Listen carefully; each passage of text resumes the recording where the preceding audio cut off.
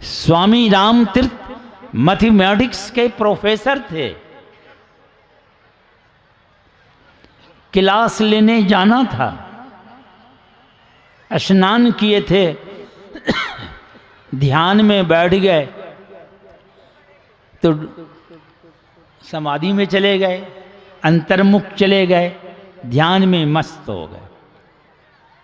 ध्यान टूटने पर घड़ी देखते हैं, हड़बड़ा के भागे, क्लास लेना है, जाते जाते घंटी वहां समाप्त हो गई। क्लास में प्रवेश करते हैं, विद्यार्थी सब खड़े हो गए। तो विद्यार्थी सब क्या कहते हैं, अभी अभी पढ़ा के आप गए हैं, फिर दोबारा क्लास लेने आए हैं?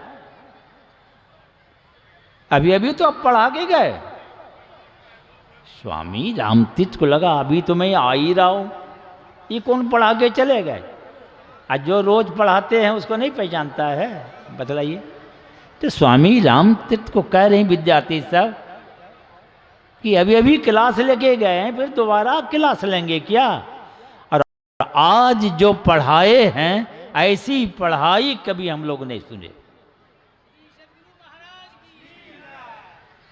अब ये ध्यान में हैं, अब भगवान प्रोफेसर बन के रामतीर्थ रूप धर के वहां क्लास ले रहे। एक क्लास से निकले सीधे ऑफिस गए, हाजिरी बुक जो है अटेंडेंस बुक क्लर्क से मांगते हैं, कहा कि अभी अभी तो आप सिग्नेचर करके गए हैं, फिर दोबारा कीजिएगा क्या? तो लेके उल्टा के देखते हैं तो हूबहू सिग्नेचर किया। कलम उठाए तो क्लर्क कहते हैं फिर दोबारा सिग्नेचर करना है। कहा अब नहीं, अब रिजनेशन करना है, और रिजाइन दे के संन्यास बन के भगवान की भक्ति में चले गए।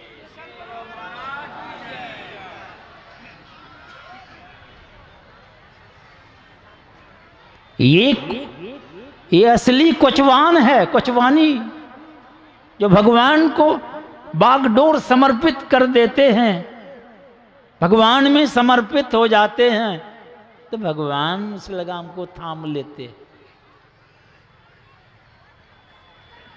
ईश भजन सारथी सुजाना,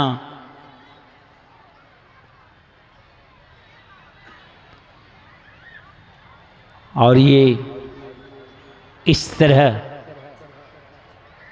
आप अपने को समर्पित कर दें।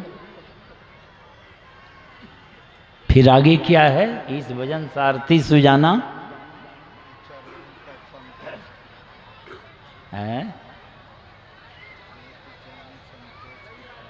नहीं वो तो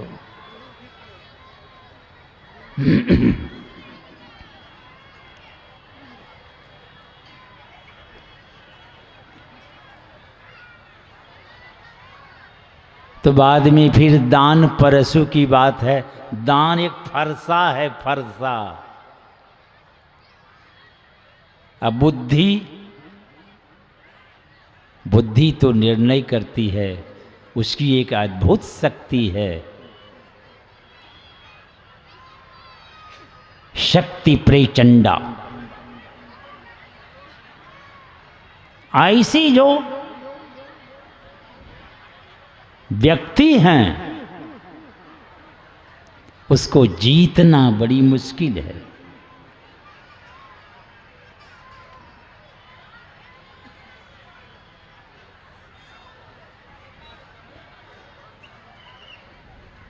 क्षमा कृपा उसमें जोड़े गए हैं, बल विवेक घोड़, 4 घोड़े हैं, क्षमा कृपा रजु समता रजु जोड़े।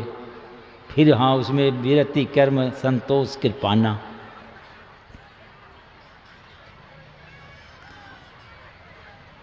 पर लड़ाई में बहुत तरह के बाण हथियार चलते हैं। तो विभीषण कहते हैं आपके पास कोई कवच नहीं है।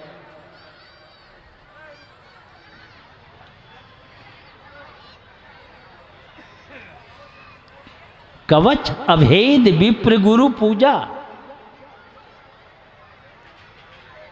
जो ब्रह्म ज्ञानियों की, गुरु की जो पूजा करते हैं, जो उनके चरणों में समर्पित कर दिया है, उनकी रक्षा होती।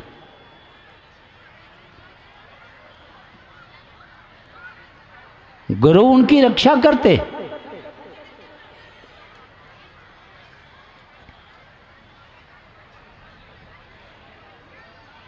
वो अभेद है, छीन नहीं सकता कोई उसको। एक बूढ़ी माँ थी, गुरु महाराज के पास हाथ जोड़ कहने लगी कि बाबा, हमारे घर में बहू है, 2-4 बाल बच्चा हुआ, 2-4-10 दिन रह के सब मर जाता। गुरु महाराज चुपचाप सुन रहे हैं। गुरु महाराज की मौज आंख बंद कर लिए। तो गुरु महाराज कहते हैं, अच्छा इस बार जो बच्चा जन्म लेगा वो रहेगा। आशा बंध गई, खुशी खुशी घर आ गई। खबर सुन के घर में भी खुशहाली हो गई, अड़ोस पड़ोस में भी कुछ लोग सुन के बड़ी खुशी हुई। जब समय आया, बच्चा का जन्म हुआ। हर बार तो बच्चा जन्म लेके 2-4-10 दिन लेके मरता था, इस बार मरे जन्म लिया। आशा पर पानी फिर गई। अब गांव में बहुत तरह के लोग देखे बड़का भरोसा के लिए गुरु महाराज कि आपकी ये बच्चा जन्म लेते वो रहते हे दुकान आपकी मरली पैदा। घर में कोहराम मच गया, मरा ही जन्म लिया, अब क्या किया जाए। कहा अब इसको ले जाके दफना दो। अब बूढ़ी उठाने नहीं दे दफनाने के लिए। बूढ़ी कहे कि नहीं, बाबा बोले हैं ये बच्चा रहेगा, उठाने नहीं दे। 1 घंटा 2 घंटा 2-4-5 घंटा हो गए, बूढ़ी उठाने नहीं दे। आखिर अंत में लोग आगे थे, बूढ़ी पगला गई है, उठाओ जबरदस्ती। अब बच्चा को 2-4 आदमी जबरदस्ती उठा के ले जब जाने लगे तो बूढ़ी बच्चा को पकड़ के लटक गई कि नहीं बाबा बोले हैं ये बच्चा रहेगा। वही जबरदस्ती ले जाने लगे, बूढ़ी लटक गई पकड़ के, वो घींचाती नहीं में बचवा रोने लगे।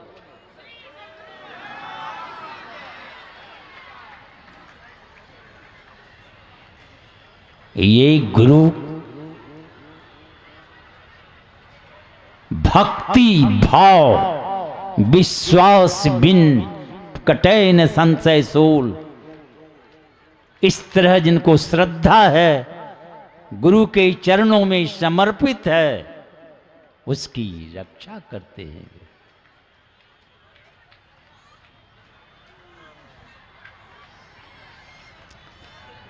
और इस तरह जो समर्पित हैं, इसलिए भगवान कहते हैं कि इस तरह का रथ जिनके पास है, कौन उसको हरा सकता है, कौन जीत सकता है उसको।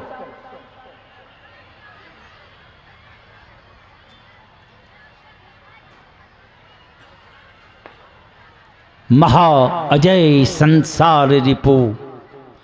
इस संसार में सबसे बड़ा शत्रु जो रुलाता है उसी को रावण कहा जाता है। रावण का अर्थ क्या होता है? रुलाने वाला। कौन सबको रुला रहा है? दुख सबको रुलाता है। कौन दुख? दुखों का सरदार। ये जन्म और मरण दुखों का सरदार है। ये सबसे बड़ा रावण है जो सबको रुला रहा है। महा अजय संसार रिपु। जीत सके सो वीर। जो उसको जीतेगा वही वीर है।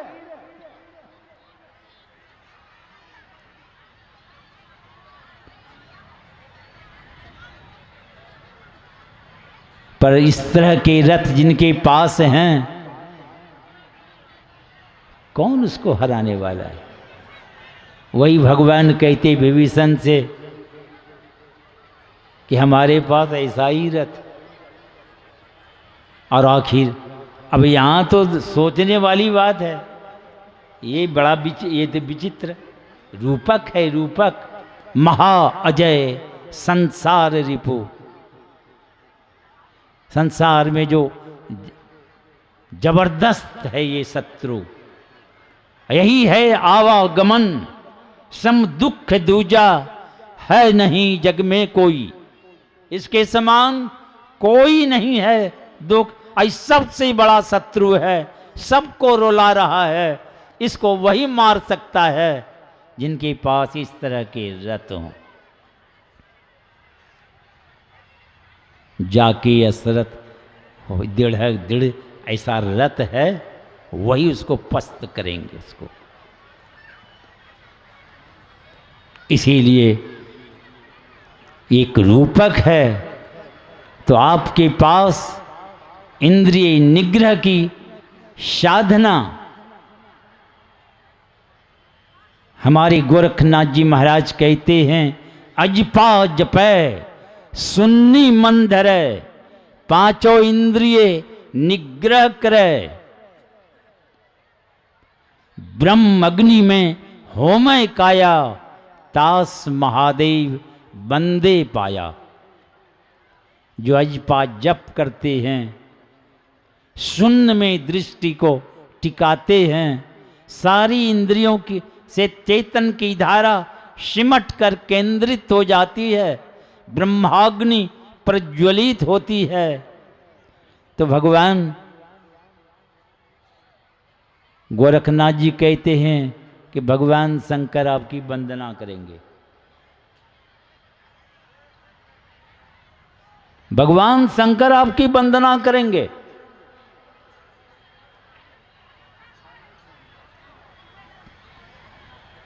और पार्वती बगल में खड़ी खड़ी टुकुर टुकुर ताकती रहेगी क्या? तो आगे गोरखनाथ जी महाराज कहते हैं, धन यौवन की करे नयास, धन और जवानी की भरोसा मत करो। कब धन हाथ से निकल जाएंगे, अब बूढ़ा होंगे कि नहीं होंगे, जवानी में घंटी बज जाती है।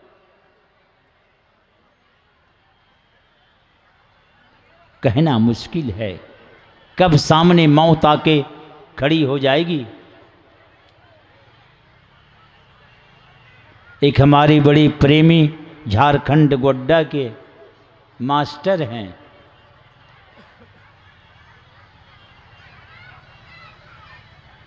वे सड़क के किनारे खड़े हैं और लोग खड़े, उधर से गाड़ी, आज ये घटना है क्या? आज की घटना है।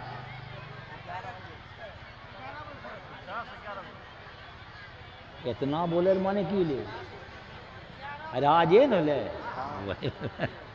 वही कहते। और उसी के सामने आके गाड़ी उलट गई, और कहीं एक्सीडेंट किया होगा, कुछ किया होगा, जी जान लगा के भागा जा रहा, मोड़ पर मोड़ उलट गई, उसी में वे दब गए, चले गए दुनिया। ये कहना मुश्किल है संसार में कब कौन चले जाएंगे।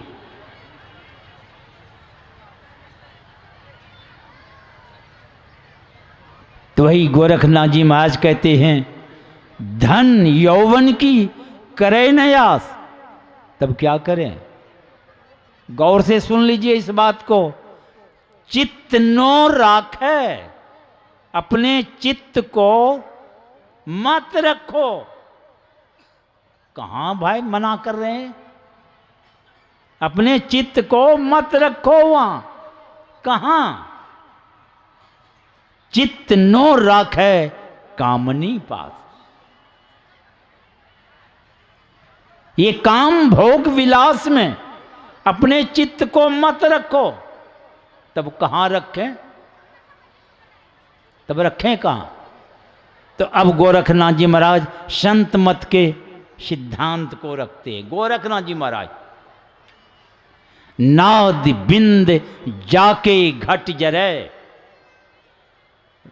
और हम लोग रोज स्तुति करते हैं, बिंदु ध्यान विधि, नाद ध्यान विधि, सरल सरल जग में परचारी, सब संतन की बड़ी बलिहारी। वही गोरखनाथ जी महाराज संत मत के सत्संगी हैं और वे संत मत के सिद्धांत को यहाँ रखते हैं कि नाद बिंद जाके घट जरे। जिनके शरीर के अंदर वो नाद और बिंदु प्रकट होता है ताकि सेवा पार्वती करे। पार्वती भी सेवा करने तैयार है, गोरखनाथ जी महाराज कहते।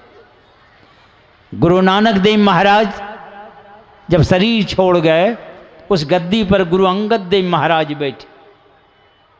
अब गुरु अंगद देव महाराज के समधी लगते थे, वे आए अमरदास जी महाराज। अब वे विंगला देवी के दर्शन करने जाया करते थे, साल में तो जरूर जाया करते थे। तो सोचा कि चलो समधी से मिलते हुए चले जाएंगे। तो आ गए समधी के घर, बड़ी खातिरदारी हुई, वहीं आराम किए। ब्रह्म मुहूर्त 3 बजे रात में, ब्रह्म मुहूर्त में जब उठते हैं तो क्या देखते हैं कि एक लड़की झाड़ू लगा रही है प्रांगण में।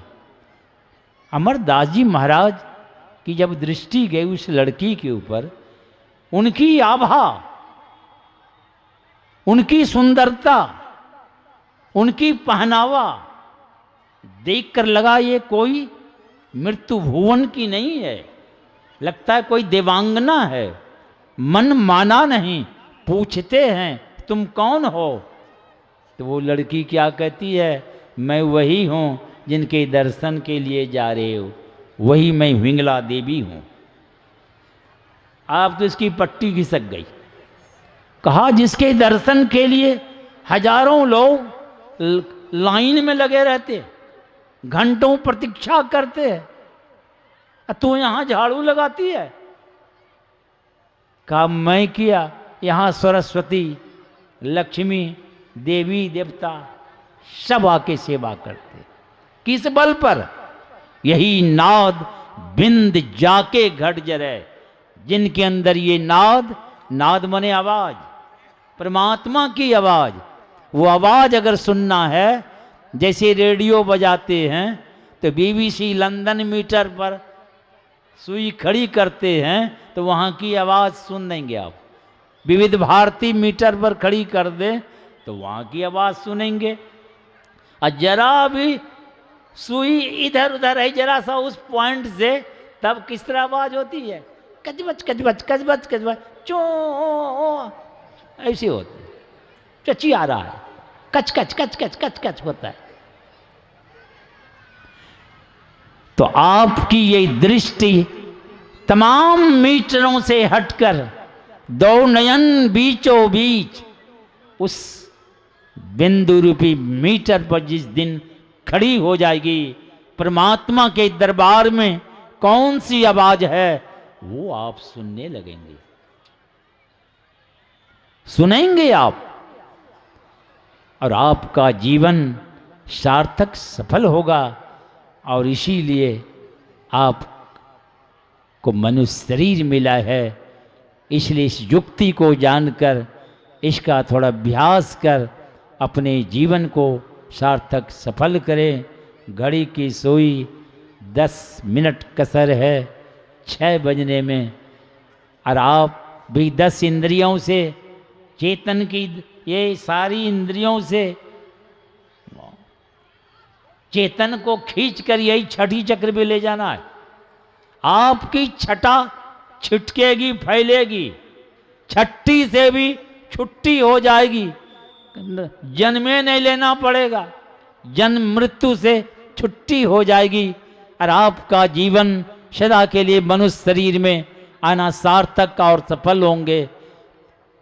बोलिए श्री सद्गुरु महाराज की जय।